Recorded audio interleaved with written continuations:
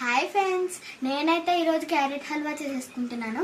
So నేను 6 carrots తీసుకొని దీంట్లో ఇలాగా ఉన్నదంతా తరుపుకొని పెట్టుకున్నాను. ఫ్రెష్గా ఉన్నాయి చూడండి. ఫస్ట్ స్టవ్ వెలిగించుకొని పెట్టుకోవాలి. మీరు పెద్ద మూకుడు అయితే కలుపుకోవడానికి బాగుంటుంది అనమాట. పెద్ద మూకుడు ఇలాంటిది పెట్టుకోవాలన్నమాట. చూడండి, ఇప్పుడు క్యారెట్లు వేసేయాలి. మొత్తం క్యారెట్లు అన్నీ వేసేయండి. హాఫ్ ఇది హాఫ్, కొంతసేపు అయ్యాక ఇవి, కొంతసేపు అయ్యాక కొన్ని, అలా కాదు, మొత్తం వేసేసుకోవచ్చు ఫస్ట్.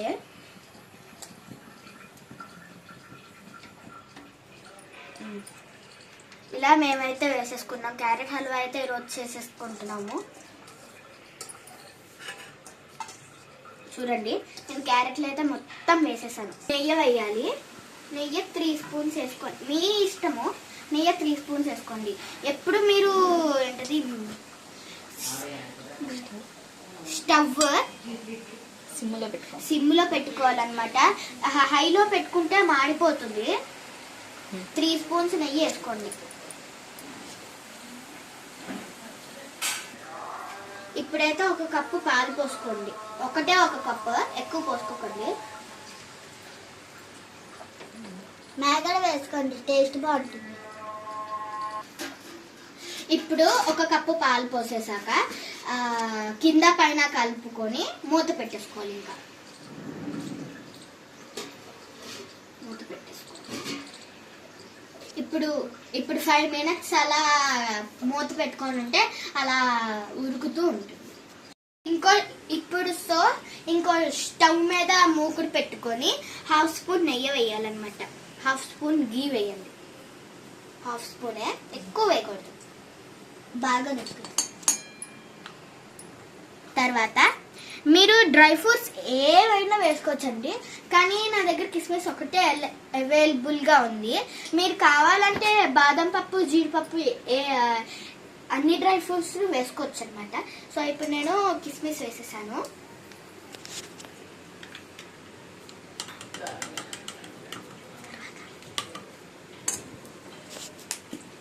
ఇప్పుడు కిస్మిస్ బ్రౌన్ కలర్లో వచ్చే వరకు వేయించుకోవాలన్నమాట. అలా వేయించుకోవాలి బ్రౌన్ కలర్లో వచ్చే వరకు.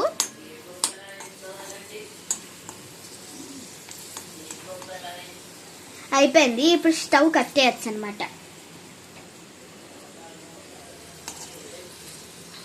సో ఇప్పుడు క్యారెట్ది మూత ఒకసారి తీసి చూద్దాం అనమాట. అదిగోండి, మొత్తం ఉడికింది.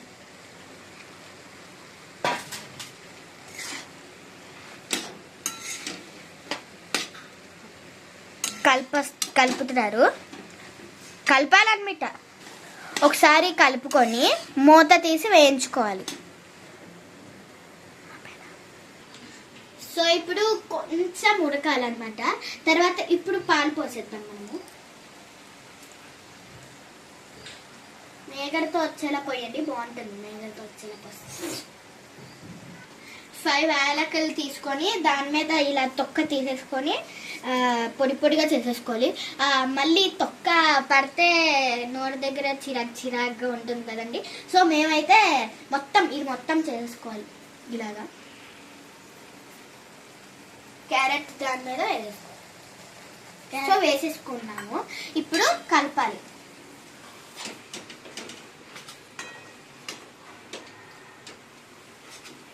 యాలకలే వేసుకుంటేనే బాగుంటుందండి.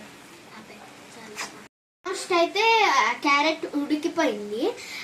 6 క్యారెట్స్కి 1 కప్పు షుగర్ అనమాట. నేను కొంచెం పెద్ద కప్పే తీసుకున్నాను. ఇప్పుడు షుగర్ పోయాలన్నమాట. మొత్తం 1 కప్ షుగర్. ఇప్పుడు షుగర్ వేసుకొని కలుపుకోవాలి. మొత్తం షుగర్ మొత్తం మిక్స్ అయ్యేలా మొత్తం కలుపుకోండి. క్యారెట్ హల్వాలో బయటగా కనిపించకూడదు. మొత్తం మిక్స్ చేసుకోండి శుభ్రంగా. సో ఇప్పుడు షుగర్ వేసుకున్నాక కొంచెం లిక్విడ్గా వస్తుంది అనమాట. మొత్తం అది డ్రై అయిపోయే వరకు అలా వేయించుకుంటూ మిక్స్ చేసుకుంటూ ఉండాలన్నమాట. ఆల్మోస్ట్ క్యారెట్ హల్వాలో ఉన్న వాటర్ మొత్తం డ్రై అయిపోయాయి. ఇప్పుడు 2 స్పూన్స్ గీ వేసుకోవాలి.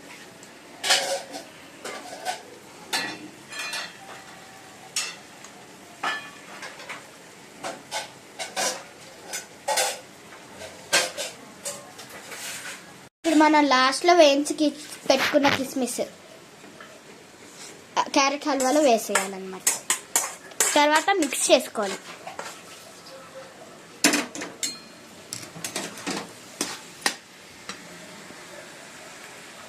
ఇప్పుడు బాదం పప్పులు ఉన్నాయి కదా, అవి పొడి పొడి చేసేసుకొని క్యారెట్ హల్వాలో వేసేయాలన్నమాట. బాగుంటుంది, టేస్ట్ బాగుంటుంది.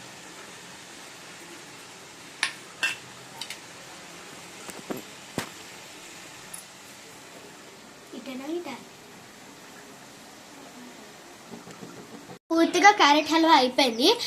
మొత్తం చల్లారిపోయాక క్యారెట్ హల్వా మీరు ఫ్రిడ్జ్లో పెట్టుకొని చల్లగా తింటుంది. మామూలుగా ఉండదు, చాలా బాగుంటుంది. సో ఇప్పుడు మా తమ్ముడు టేస్ట్ చూస్తున్నాడు అనమాట. ఎలా ఉందో చెప్పు.